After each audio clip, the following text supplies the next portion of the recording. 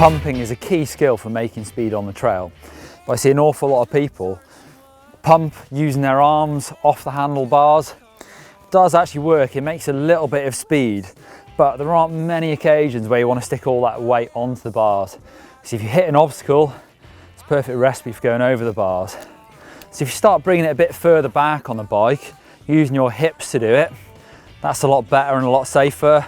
If I then bring it even further back behind the seat, it's a really safe position to be in because I'm driving the bike forward, but also I can use all that space to give it a really big pump. Foot position on the pedal.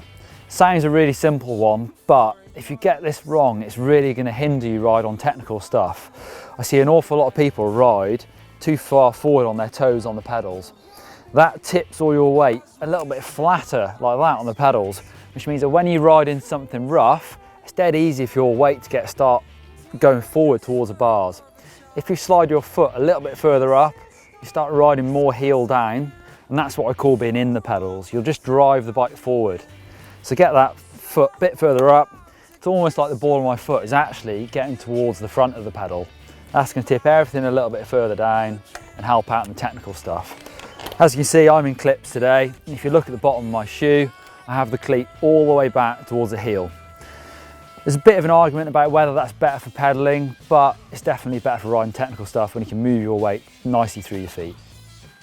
Pulling on the handlebars to lift the front wheel. This is by far and away the most common mistake I see people do.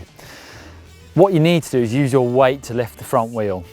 The biggest reason why you don't want to be pulling is if you pull on the bars to lift the front wheel to maybe get it over an obstacle like this rock, and then you get the timing wrong and drop it early, your weight is still on the bars because you've pulled the bars towards you.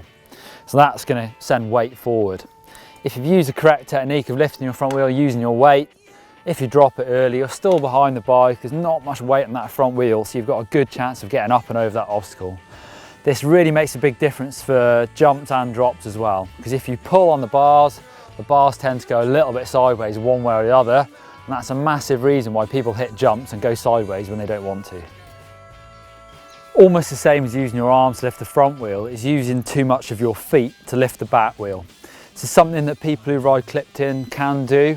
Okay, it's easier to do it just picking your feet up to lift up the back wheel, but there's a couple of reasons why you don't want to do that. For jumps, you want to get using your weight to do a nice bunny hop, so you can fire the front wheel up into the air and then use your weight to lift the back wheel.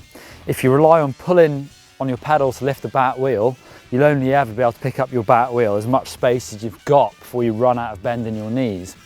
And also on technical stuff, if you pick your back wheel up with the feet, your weight is still over that back wheel. So if you drop that back wheel early onto a root or a rock, you're going to slam down onto that.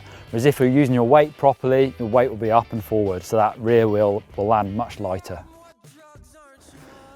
A common mistake I see an awful lot is having the bike set up a little bit wrong. I quite often see people ride with long stems, which are great for going up climbs, but they say that they're struggling with drop-offs and steep downhills, and that is going to make it harder to get the weight back. Things like tyres as well make a massive difference. Not to say a bike is right or wrong, but you might be able to set that bike up a little bit better to help with your weaknesses. This section is quite narrow, rooty, lumpy, and there are tree stumps around. So if I'm spinning a really fast RPM on the pedals, I'm getting my feet closer to these obstacles all the time.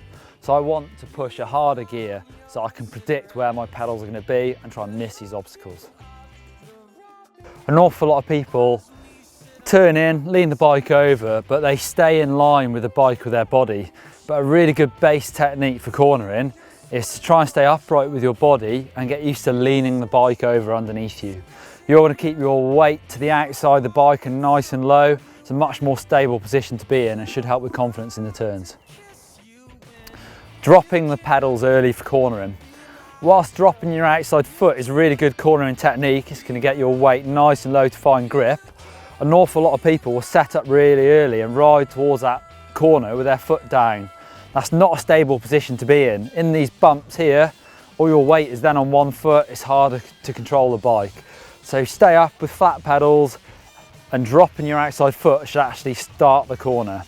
Also, some turns I do stay flat. If I corner one way then the other really quick, or it's really rough, I'll just stay up on flat pedals.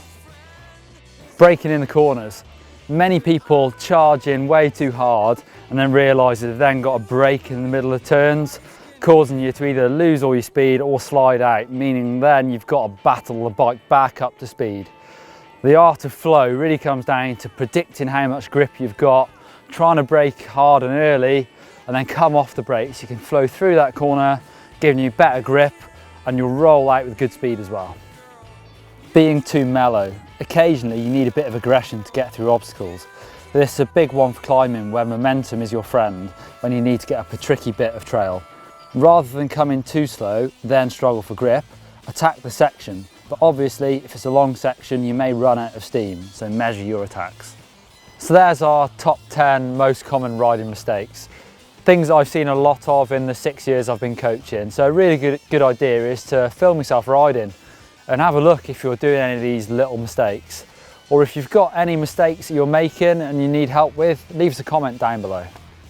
Okay, for more skills videos from GMBN, you can click up here for How to Manual by myself, or for How to Ride Technical Cross-Country Trails with Cy Richardson, click down here.